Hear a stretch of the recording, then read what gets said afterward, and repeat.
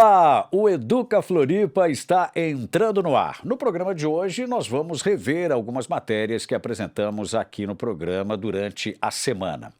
E a gente começa pela Escola do Futuro da Tapera. Nossa equipe esteve na unidade e bateu um papo com a diretora Melise Neves de Melo Daniel para saber como está organizada uma Escola do Futuro. Vamos conferir. Uma concepção diferente de educação na qual o nome já sugere que há algo mais. Estamos na Escola do Futuro da Tapera, uma unidade que abrange uma proposta inovadora implantada pela Rede Municipal de Ensino de Florianópolis. Conversamos com a diretora da unidade para saber como é a rotina de uma Escola do Futuro. Como é que está organizada uma Escola do Futuro? Então, hoje nós temos aqui 420 estudantes matriculados. Nos anos iniciais, eles funcionam por tempo integral, então as crianças entram às 8 horas da manhã e ficam até às 5 horas da tarde, né? Então, eles, do primeiro ao quinto ano, ficam o dia todo na escola, participam de uma proposta diferenciada, a gente tem aí um currículo diferenciado, né? Temos o nosso currículo Educação Socioemocional, Empreendedorismo, Libras, o inglês numa carga horária ampliada, música. E os anos finais, então eles estudam em tempo parcial, com uma proposta de projeto no contraturno por adesão do estudante. É um pouco diferente a estrutura de tudo isso, né? Eu vi muitos alunos saindo de sala, indo para laboratórios, né? É um movimento diferente do movimento de uma escola tradicional. Sim, então aqui nós não temos salas de aula, né? Nós temos laboratórios. A gente tem um laboratório de português, de matemática, de geografia, né? de todos os componentes curriculares. Então, os estudantes que transitam, né? Agora eu tenho aula de português, eu vou para o laboratório de português. Tenho aula de ciências, eles vão para o laboratório de ciências, né? Então, é uma movimentação dentro da unidade, né? Mas tem dado bastante certo. A gente sabe que vocês têm um currículo que precisa ser cumprido, né? Mas a forma como vocês estão executando isso que é diferente. O que vocês buscam? Preparar esse jovem para o futuro e por isso o nome? Isso, né? Então a ideia dessa proposta diferente, né? De uma metodologia diferente, é que o estudante ele se torne o protagonista da sua história, né? Então é desenvolver autonomia, criticidade. A gente não quer um estudante passivo, né? A gente quer aquele estudante investigador, que questiona, que pergunta, né? Por isso, a proposta de trabalho é a pesquisa como princípio educativo, né? Então, nós temos aqui um planejamento interdisciplinar, onde os professores lançam a proposta, né? Os estudantes, a ideia é que eles tragam a temática que eles querem estudar. Depois, então, eles problematizam, né? Eles levantam as perguntas, né? O que eu quero saber sobre isso? E o professor ele é o orientador, né? Ele vai conduzindo, mas a ideia é que o estudante seja o protagonista dessa história. Tudo foi pensado para incentivar e ampliar o aprendizado. Biblioteca, espaço maker e muito mais. Ali, nada é estático, tudo está sempre em movimento, inclusive as salas dos anos iniciais. A estrutura da sala, ela é diferente, a organização? É diferente também, né? Então a gente tem aqui uma proposta de sala de aula com um mobiliário diferente, né? Então as mesas, elas fazem vários formatos, né? E temos aqui quadro em duas paredes, né?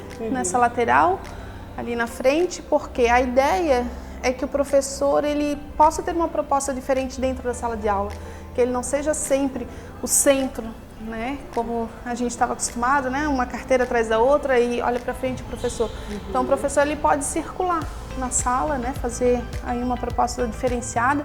Todas as salas de aula tem o computador na mesa, né? Tem o data show aqui, a projeção. Então o professor ele pode trazer possibilidades diferentes para dentro do espaço. E as próprias carteiras são diferentes, né? A ideia é que o ensino seja prazeroso e são os professores que dão vida a essa nova proposta, trabalhando por projetos com um planejamento interdisciplinar, uma metodologia ativa e um ensino integrado. Uma proposta diferente de escola de educação precisa também de um engajamento de professores, de profissionais que venham, né, com essa pegada. É verdade, porque claro que uma estrutura física é muito importante, né? Uma proposta diferenciada também, mas o grupo, né, a equipe tem que abraçar essa ideia para que aconteça.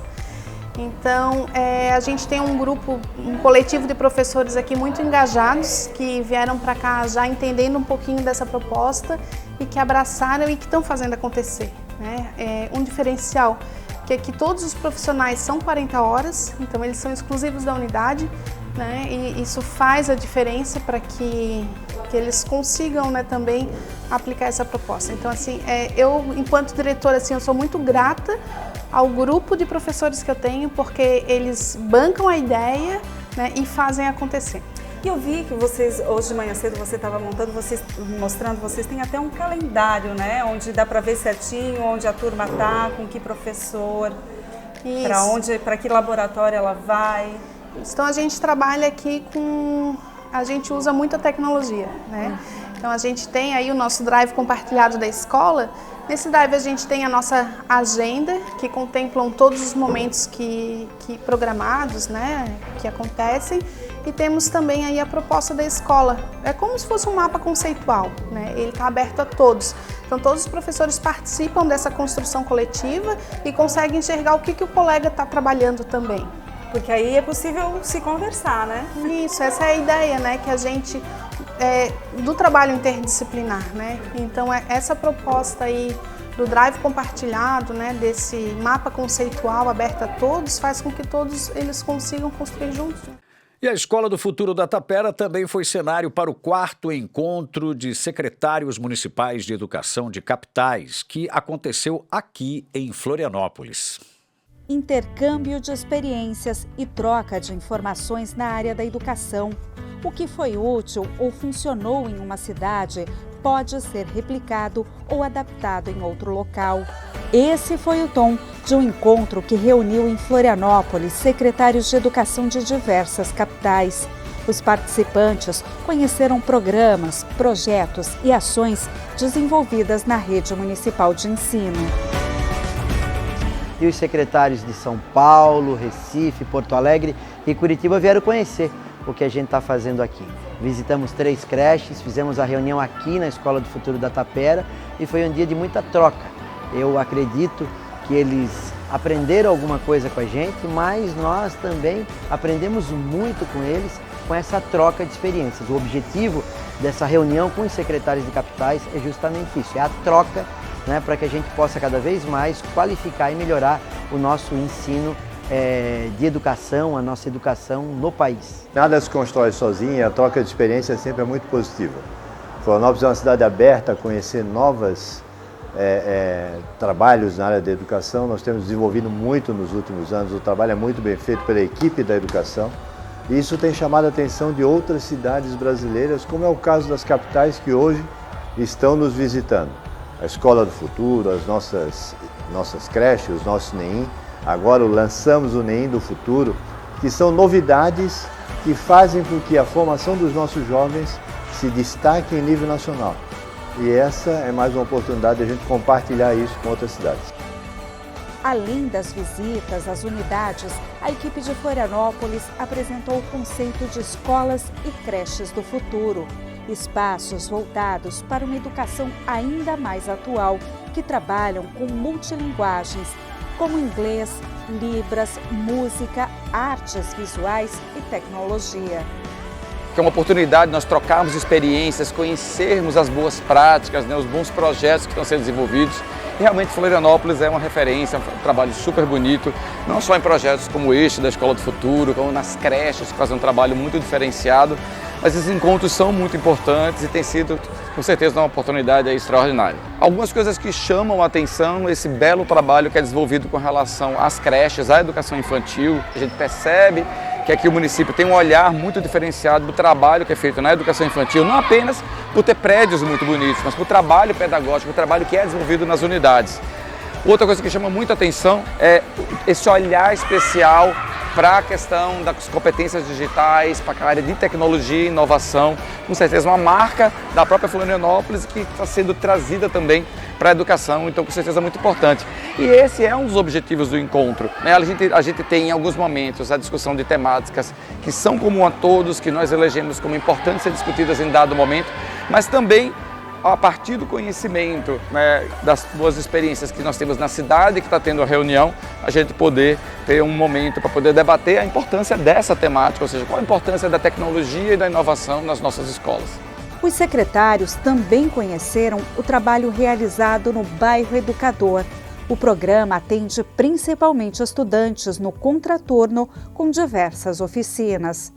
A gente está sempre num processo de aprendizagem e as dificuldades, né, os desafios são os mesmos, muda de tamanho, né? Só que aí às vezes algum já achou uma solução para uma questão, outro ainda está pensando, tem uma ideia inovadora que ainda não foi pensada e você vai com isso trocando experiências e todo mundo cresce junto. Foi uma grande inspiração, né?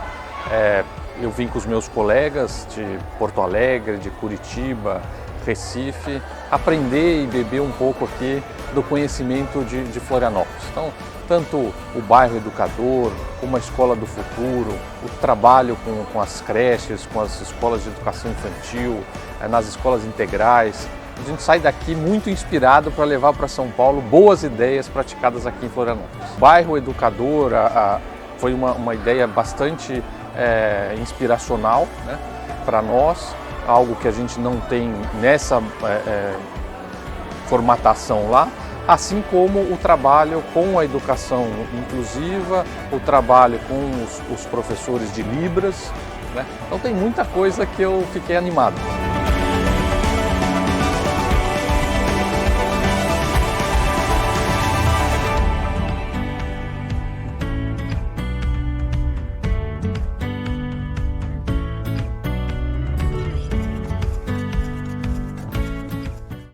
Aqui no Educa Floripa, a gente sempre ouve os relatos de educadores da Rede Municipal de Ensino para saber as motivações de ser professor.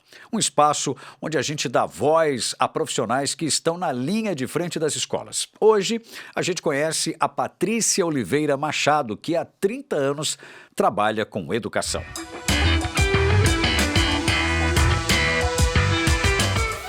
Ser professor é se reinventar todos os dias, porque só ensina quem aprende. Então a gente tem que estar o tempo inteiro aprendendo, estudando, se renovando, ligado em todas as novas tendências, né, para passar o melhor para os alunos. Quando a gente ensina com o coração e traz a aprendizagem significativa para os alunos, isso retorna. Retorna quando a gente vê eles crescendo na aprendizagem, retorna no carinho, que isso é impagável, né? E hoje em dia a gente trabalha de uma forma que a gente apresenta o conteúdo, mas a gente traz a reflexão junto. Então a gente ensina o aluno a pensar, não só a memorizar. O que me motiva a ser professora até hoje são os alunos, é saber que em cada um alguma sementinha vai ficar, né? Que eles vão levar para a vida os conhecimentos que a gente traz todos os dias e que a gente busca que seja sempre significativo, ou seja, não é só um conteúdo dado por ser dado, mas que eles consigam assimilar e levar para casa, para a vida, para as famílias, enfim, para o mundo.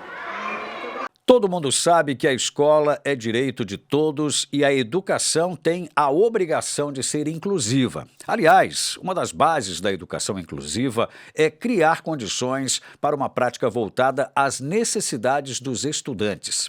Nesse sentido, o Centro de Atendimento às Pessoas com Deficiência Visual tem dado um belo exemplo. Nossa equipe, claro, visitou o local para conhecer melhor o trabalho desenvolvido por lá.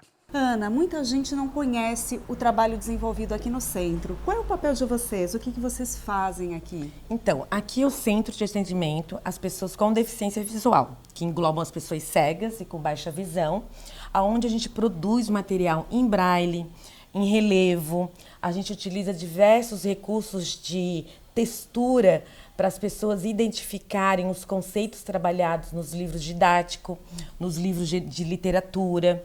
A gente também produz personagens em 3D, tudo para os estudantes com deficiência visual, né, da rede municipal de Florianópolis, tanto da educação infantil, do ensino fundamental e da educação de jovens e adultos. Como é que as demandas chegam até aqui, né?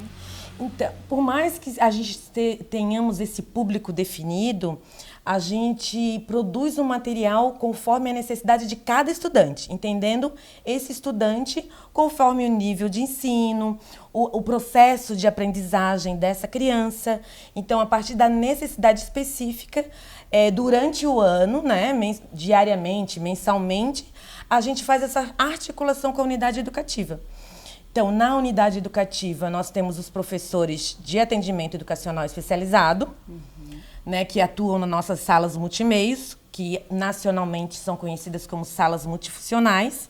Eles fazem um atendimento lá na ponta com esse público e articulam com o centro, né, todas as necessidades pedagógicas de recursos para essas crianças terem acesso ao conhecimento que é construído, né, e articulado com os professores em sala de aula.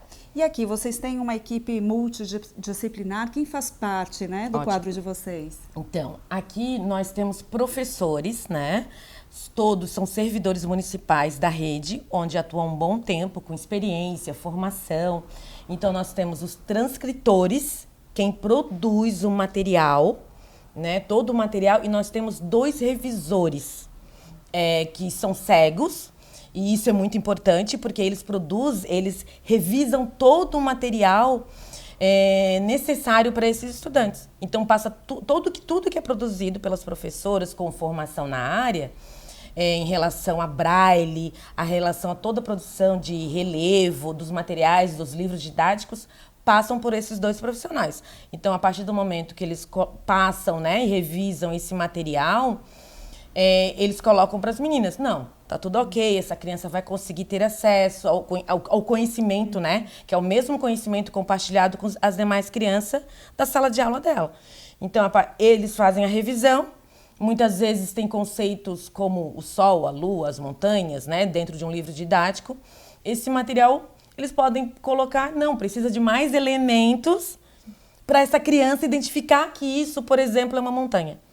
Então, é esse material todo produzido e também a gente tem o feedback, né, da própria criança, muitas vezes da família, porque essa criança também leva esse material para casa, né, que é produzido, por exemplo, na pandemia. Essas profissionais foram até as residências dessas crianças levar um material que elas não perdessem, né, esse contato, né, e esse processo de conhecimento, esse processo de aprendizagem, inclusive ao uso do recurso. Né? Então, celas em braille, todas as meninas... É um trabalho muito bonito de inclusão e de integração desses estudantes efetivamente na sala de aula, né? Esse é a nossa meta, nossa perspectiva, né? A gente sempre coloca isso como perspectiva, né? Que cada vez mais a gente produza, que a gente atua. Esses profissionais também atuam como assessoramento, né? O que significa isso? Eles também vão em loco numa unidade educativa para mostrar esses outros processos de comunicação. Né? Porque tem pessoas que se comunicam também em braille. A gente tem um exemplo que as meninas foram até uma unidade que, por exemplo, não tinha nenhuma criança com deficiência visual. Mas elas estavam lá explicando para as crianças pequenas todo o processo de comunicação que os cegos e baixa visão utilizam. É um trabalho muito próximo das unidades escolares e das crianças, né, desses estudantes. E o que você vê? Quanto tempo tu já está atuando nessa área? O que você viu de mudança com esse tipo de trabalho tão importante e tão inclusivo? Então, eu trabalho há 20 anos já, né? Há 20 anos eu atuo na educação especial. Então, eu já passei por um processo de trabalhar em instituição especializada, onde crianças permaneciam somente em escolas especiais. Então, a gente tem um processo político histórico aí no país que, desde que Florianópolis é referência, né, antes mesmo da política de educação especial na perspectiva da educação inclusiva de 2008, a rede municipal de Florianópolis, desde 2005, inclui crianças na sua rede. As crianças com deficiência visual mesmo, elas estão desde sempre nessa rede. Então, é uma rede que eu sempre acreditei muito, né? Uma rede que ela procura estar atuando. A gente faz muita formação com os professores em sala, né, formações centralizadas, formações nas unidades educativas. Então, toda a chamada, até a gente, às vezes eu pressiono um pouco a equipe, né? Então, toda a necessidade levantada, quando essa unidade que eu mencionei de exemplo, que elas foram e trabalhar a questão da comunicação em Braille, e não tinha nenhuma criança com deficiência visual, elas foram porque eu vi que a professora estava trabalhando, eu estava fazendo uma formação. Assim, gente, por que vocês estão trabalhando no Braille? Vocês sabiam que tem uma equipe que pode vir aqui e ensinar as crianças, por exemplo, utilizar uma máquina Braille? Hoje a gente tem Libras nas unidades educativas onde não temos surdos. Então, é uma conquista, né? Não só minha, mas tem toda uma equipe, tem toda uma secretaria, toda uma gestão envolvida que possamos manter como referência, mas não por um status, né? Mas manter por uma sociedade... Por uma mudança de comportamento para uma sociedade melhor. Mais justa.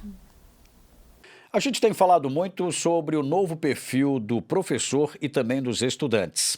Mas também é importante a gente refletir sobre os motivos que fizeram a educação ficar pequena para o tanto de criatividade que esses estudantes têm.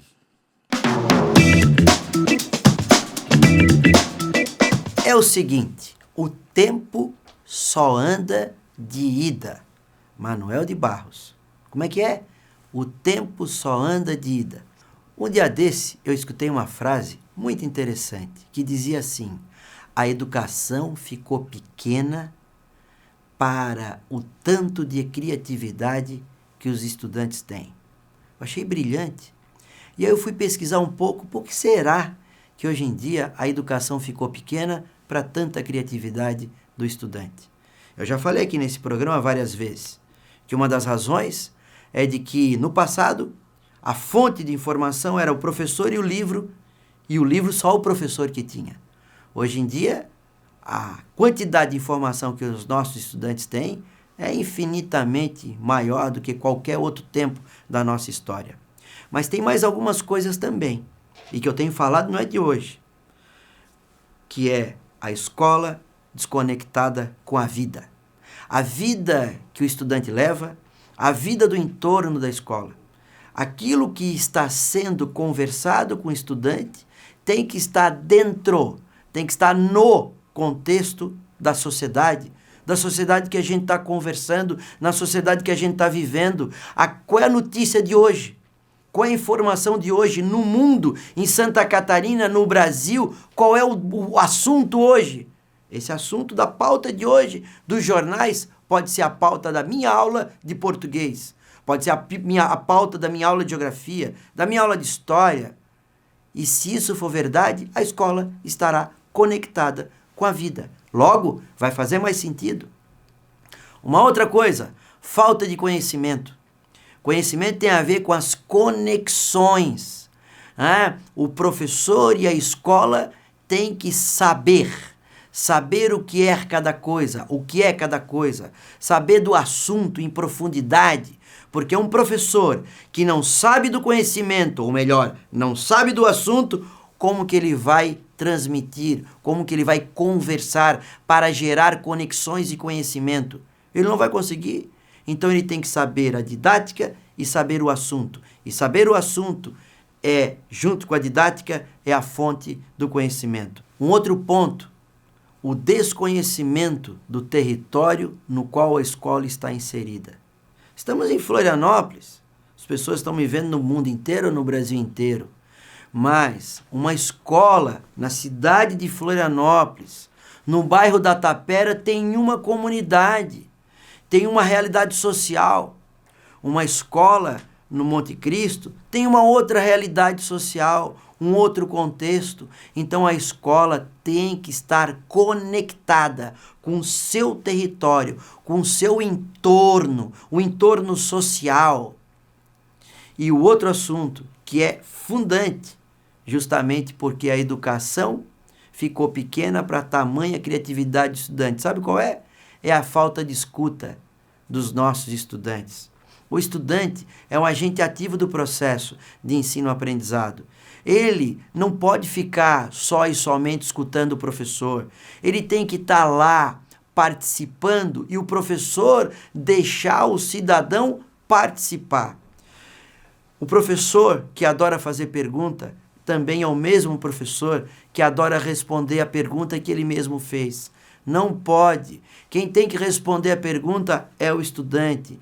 Quem tem que muitas vezes fazer a pergunta é o estudante e o professor leva o estudante a fazer outras perguntas. Dessa forma, o estudante passa a ser o agente fundante do processo educacional. E aí o professor, ele escuta o estudante, e o estudante se sente parte, se sente integrante. Eu não preciso dizer que quem se sente parte, integrante de um projeto, vai aprender mais, vai se sentir melhor e vai entender que aquela escola faz sentido e significado para a sua vida. Pense nisso. O tempo só é de ida. E eu quero dizer que tudo que eu falei não tem mais volta. A escola do século XXI precisa de professores do século XXI, porque os estudantes já são e já estão no século XXI. É o seguinte, a educação transforma. Um grande abraço e um beijo no coração. Florianópolis é um polo tecnológico, isso todo mundo sabe. Mas o que muita gente não sabe é que faltam profissionais especializados para atender a demanda do setor. Por isso, escolas da rede municipal passaram a incluir temas como inovação e computação na proposta curricular. Uma educação voltada para o futuro. Dados da ACAT, Associação Catarinense de Tecnologia, apontam que o setor reúne quase 4.000 empresas na Grande Florianópolis e apresenta um crescimento anual próximo de 15%. Um segmento que se expande a cada dia e que abre muitas vagas de trabalho. De olho no futuro e para que os estudantes já cresçam com essa bagagem, a Rede Municipal de Ensino de Florianópolis tem levado esse conhecimento para dentro das salas de aula.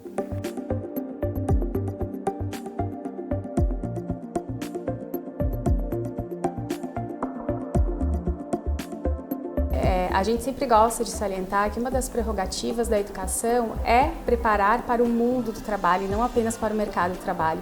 Então a gente pensa sempre em todas as possibilidades de acesso dos estudantes, linguagem de programação, todos os recursos voltados para a análise crítica das mídias, porque a gente entende que os nossos estudantes devem experimentar todas as ferramentas, softwares, possibilidades para que eles também se encontrem nesse mundo de trabalho atualmente tão voltado para a tecnologia. Mas não é somente a tecnologia pela tecnologia, ela perpassa os componentes curriculares, são projetos integrados com os professores de área e o professor de tecnologia educacional. Acho que nós somos uma das poucas redes que temos professores efetivos atuando nas unidades, atuando nas antigas salas informatizadas, que agora a gente vem remodelando para ser o espaço maker, com impressora 3D, com cortadora laser, com robótica, enfim, com vários instrumentos aí.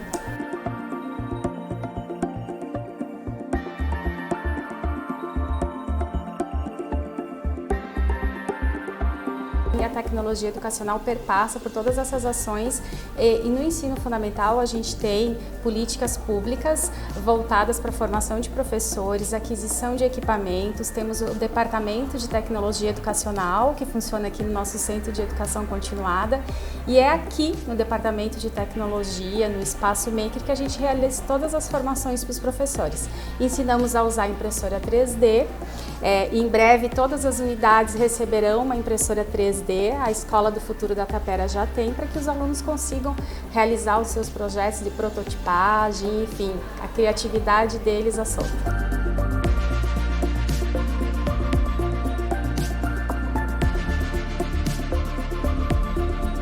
Então, nós mudamos atribuições dos professores de tecnologia educacional. Então, nós temos no professor Maurício um apoiador, alguém que reconhece a importância, sim, de adquirirmos equipamentos, mas também de formarmos os nossos professores e termos na escola um mediador. Então, esse professor de tecnologia, ele é um mediador, ele faz essa mediação, são docências compartilhadas com professores de outras áreas e desde o primeiro ano do ensino fundamental, do primeiro ao nono ano, a gente atua nesses projetos integrados voltados para a inovação.